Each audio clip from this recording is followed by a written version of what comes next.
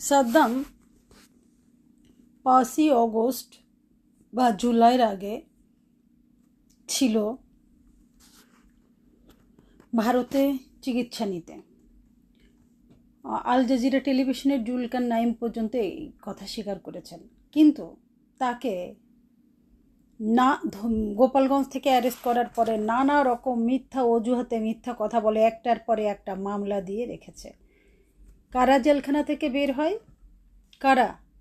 জুলাই যোদ্ধারা হাজারটা আকাম কুকাম করে বের হয়। সুরভি সকালে অ্যারেস্ট হলো, বিকালের মধ্যেই তার জামিন হয়ে যায়। মাহাদি যে থানায় বসে নিজ মুখে স্বীকার করেছিল, আমি এই থানা লুট করেছি, হত্যা করেছি, এই পুলিশকে পুড়িয়েছি, এই সার্জনকে পুড়িয়েছি, তাকে অ্যারেস্ট করা হয় না। পুলিশকে বলেছিল আমরা সরকার ফর্ম করেছি, আমাদের সরকার, আমাদের পুলিশ, আমাদের কথা শুনতে হবে। স্বরাষ্ট্রমন্ত্রী যার ইন্টারভিউ নিতে গেলে সে বলে আমি ইন্টারভিউ দেব না। আমরা কোন দেশে আছি? কোথায় আছি? কী নিয়ে কাজ করছি? জুলাই সন্ত্রাসীরা ক্ষমা পেয়ে যায়, সাদ্দামেরা ক্ষমা পায় না। আজকে এই সমস্ত কিছুর জন্য আওয়ামী লীগের নেতাকর্মীরা দায়ী। খান কির পোলারা, শুয়োরের বাচ্চারা 100 কোটি 200 কোটি 150 কোটি দিয়ে দেশের বাইরে চলে গেছিস। একবারও চিন্তা করিসনি যাদের ঘাড়ের পরে পাড়া দিয়ে দল করেছিস, রাজনীতি করেছিস, সুবিধে নিয়েছিস, তোরা চলে যাচ্ছিস, তাদের কী হবে? তারা না খেয়ে মরবে। এই 100 কোটি টাকা তোরা আওয়ামী লীগের ছেলেমেয়েরে দিতিস, এই আওয়ামী লীগকে দিতিস, ছাত্রলীগকে দিতিস, যারা পালাতে পারবে না তোদের মতো। সাদ্দাম তন্ময়ের এলাকার, তন্ময় আমেরিকাতে গাড়ি বাড়ি হাঁকায়ে বসে রয়েছিস, আর তোর এলাকার একটা ছেলে কিভাবে আছে, কি করছে, খোঁজ নিয়েছিস? শুয়োরের বাচ্চারা, রাজনীতি করেছিস, এদের ঘাড়ের পরে পা রেখে তোরা রাজনীতি করেছিস, ফায়দা লুটেছিস আর সুবিধা নিয়েছিস।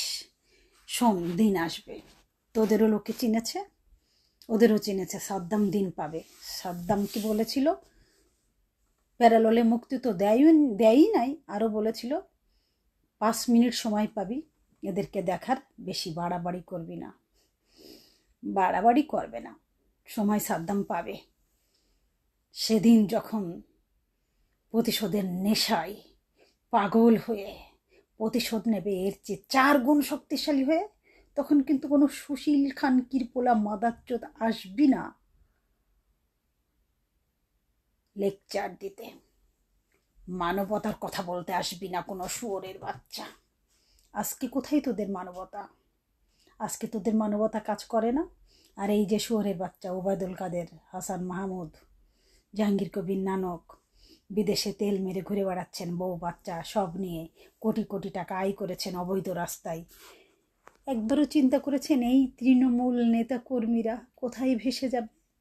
কোথায় আছে? ওদের খাবার দরকার। আজকে জামাতের একটা নেতা অ্যারেস্ট হলে তার বাসায় খাবার চলে যায়, তার বউ বাচ্চার দেখভাল করে জামাত। কই, আওয়ামী লীগ তো করে না। আজকে এই সব কিছুর জন্য দেশে যা কিছু ঘটছে তার জন্য শেখ হাসিনার এই মন্ত্রী পরিষদ এমপিরা দায়ী। হ্যাঁ, আমি বলছি আমাকে যা পারেন সেই শাস্তি দেন, যা পারেন সেই বিচার করেন, তবু আমি এই কথাই বলবো। আজকে আমাদের নেতাকর্মীরা বলছে তারা রক্ত দিচ্ছে, তারা না খেয়ে মরছে, তাদের বউ বাচ্চারা ধর্ষিতা হচ্ছে, তাদের বউ বাচ্চারা খুন হচ্ছে, তাদের বউ বাচ্চারা পরাজয় বরণ করে পরাজয়ের গ্লানিতে সুসাইড করছে। সব কিছুর জন্য দায়ী আপনার মন্ত্রীরা। শেখ হাসিনা, আপনি আপনার মন্ত্রীদের কিচ্ছু বলবেন না? আপনার এই তৃণমূলের নেতারাই আপনার শক্তি। আপনি বুঝুন আর না বুঝুন, আপনি স্বীকার করুন আর না করুন, এরাই হচ্ছে আপনার ভ্যানগার্ড।